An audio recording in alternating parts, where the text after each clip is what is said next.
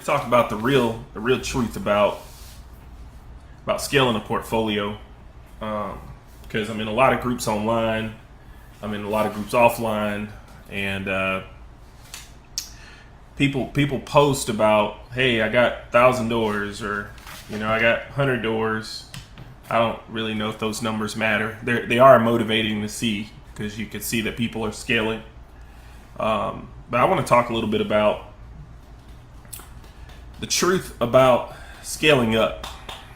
And I'll start with a story. I had a guy call me this week. He's this is first year real estate investing.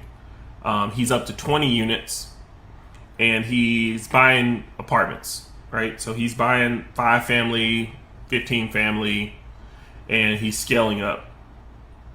And every few days he'll call me with something that's happening in his business, because he's scaling up, right? He's buying these distressed properties, he's fixing them up, but he's also going from 0 to 20 in his first couple of deals. And he'll say, hey, I'm having trouble with an inspector, or hey, I'm having trouble with a contractor, right? Contractor's overcharging me, or the inspector is making me spend more money than I thought. Of course, the time that these deals are taking is longer than he thought. And I want to, hey, Karen Luther, I want to talk about this because this is the real reality when you scale up. When I was doing one house at a time, which, I've got some buddies that do one house at a time, and they'll buy a house, they'll fix it up, and they can stay very, very structured. They can keep their project on time. They can control a lot of pieces to their deal because they're only doing one project at a time. And I remember when I decided that I was going to start buying packages, start buying groups of homes, and really try to ramp this thing up. And what happens is you have to hire help, right? You have to have more people helping you. You have more moving parts. You have projects that happen at different stages, and you lose a little bit of control over some of the outcomes. Now, of course, I believe you always have control of the outcomes. But what happens is, instead of being able to keep that ship running tight like you wanted it to run, now you've got you kind of keeping those sheep in the pen, and every now and then one of those sheep will get out of the pen. And if you let one of those sheep get out of the pen, and in this analogy, Brandon Turner would like this one. If you let one of those sheep get out of the pen, then you got to go get it and get it back in line.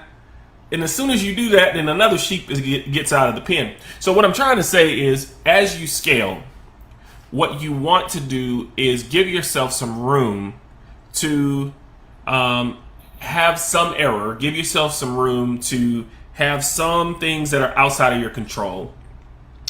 And this is just the reality of when you're scaling up. You're doing one thing at a time. You're doing one project at a time. You're relatively small. Your volume is tight. This is really not applying to you.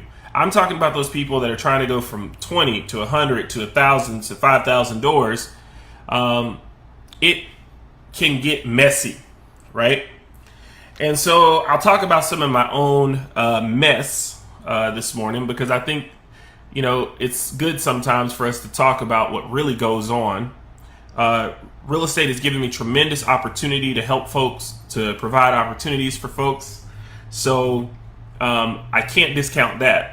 On a positive level, you can be as philanthropic as you want to be. You can give to causes that you believe in. You're dealing with large sums of money, so that always helps when you've got large sums of money to invest, to figure out what to do with. But here's the real talk, right? It can be very frustrating scaling a large portfolio. Okay.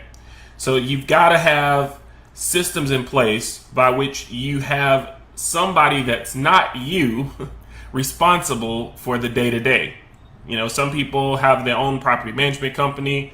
Some people hire a property management company. At the end of the day, you're still going to have to hold people accountable and hold yourself accountable to keeping those sheep in the gate, right? When you see people that don't keep those sheep in the gate, or they let sheep start getting off, that's when you hear those crazy stories about somebody running off with all their money, or somebody stealing from the company for months and nobody knew. That's when you start hearing about all this vacancy and all these units that are empty, and how in the world did it get so bad, right? Because the sheep were getting out of the gate, nobody was keeping the sheep inside of the fence. I think this sounds like a good post later on, sheep in the gate or something. But another challenge when you're scaling up is keeping promises to yourself, right? Keeping promises to other people, right? If you've got a whole bunch of deals you're doing and you tell somebody, hey, I'm going to call you back Friday, and maybe it turns into from one person into 15 people that you got to call back Friday, it gets a little bit more challenging. We've got technology, we've got all kinds of tools, but the reality is scaling up complicates it a little bit. And this is real, right? If you tell yourself, hey, I'm going to close on this deal, I'm going to pay this investor back on this day, I'm going to make sure that this project gets finished on time, the level of accountability when you're scaling up goes exponentially up. And so why do I share this with you this morning? I appreciate y'all jumping online. Those of you that will watch this later, you may catch it at this point and say, okay, why is he telling us this? Does he not want us to get involved? Does he not want us to scale up? Does he regret scaling up? No, let me tell y'all something. If I hadn't scaled up, I don't know how I would be doing some of the stuff that I'm doing. Okay. Right now, I'm always looking for apartments. I'm always looking for houses. I'm looking for businesses at this point. So I'd love for you to send me that stuff if you have something, or if you see something, or if you know somebody that's looking to sell. I'm telling you this because I want you to get in this and stay in this knowing that it's worth it. I want you to get in this and stay in this knowing that it's worth it. Every day that you hold on, every month that you hold on, every year that you keep pushing gets a little easier. And it might not get easier in the sense that you're having to work less, or that you're having to, you're not scaling, because scaling is hard. It gets easier in that you get used to having to deal with the challenges and frustrations that we've talked about this morning.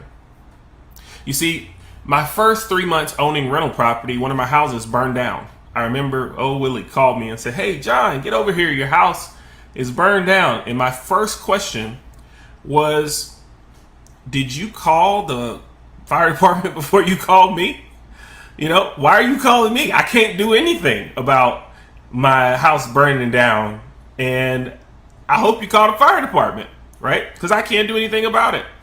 But the weight on my chest, the weight on me around that situation, this has been 5-6 years ago now, was heavy, right? It was heavy.